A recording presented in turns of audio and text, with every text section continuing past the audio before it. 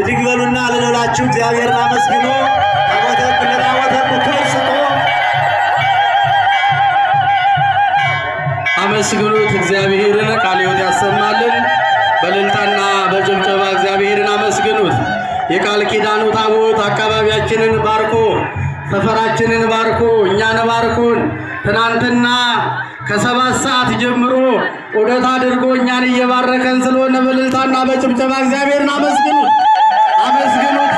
አሁንም የቃል ኪዳኑ ታቦት እየባረከን ስለሆነ ወደ ግቢ እየገባ ስለሆነ ሁላችሁም ብድግ ብላችሁ ከመቀመጫችሁ እግዚአብሔርን አመስግኑ በእልልታና በጭብጨባ።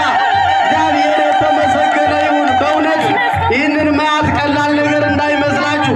አባቶቻችን ዋጋ ከፍለው ያቆዩትን ታላቁን ባህላችን እንድናከብር እግዚአብሔር አምላካችን ፈቅዶልን ወጣቱ ሳይሸለች ወጣት ልጆቻችን ሰንበት ትምህርት ቤቱ ወጣቶቹ የአካባቢ ወጣት ከትናንትና ከ7 ሰዓት ጀምረው እግዚአብሔር የሚከብርበትን የቃል ኪዳኑ ታቦት የሚሄድበትን ከትናንትና ጀምረው ደከመን ሰለቸን ሳይሉ በድምቀትና በከበረ ሁኔታ ታቦተ ጎኛም ባርኮ ነው ወደዚህ እየመጣ ስለሆነ በእልልታና በጭብጨባ እግዚአብሔር በድጋሚ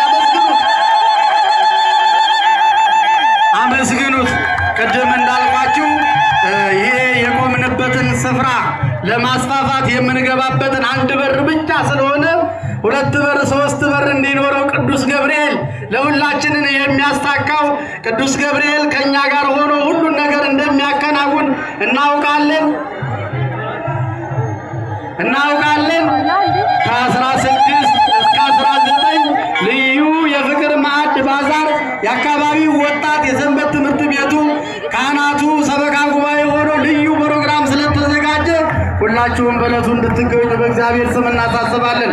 በእልልታ እግዚአብሔርን አመስግኑት አመስግኑት። እልልታ ያንሳል። የቃል ኪዳኑ ታቦት በእውነት ደከመን ሳይሉ ከትናንትና ጀምረው ዋጋ ከፍለው ልጆቻችን የቃል ኪዳኑ ታቦት እኛን ባርኮን ኮሽ ሳይልብን ባህላችንን አክብረን እኛ ኢትዮጵያውያን እንደዚህ በደመቀ ሁኔታ ቃል ኪዳኑ ታቦት ባርኮን ወደ ግቢው እየገባ ስለሆነ በእልልታና በጭብጨባ እግዚአብሔርን በድጋሚ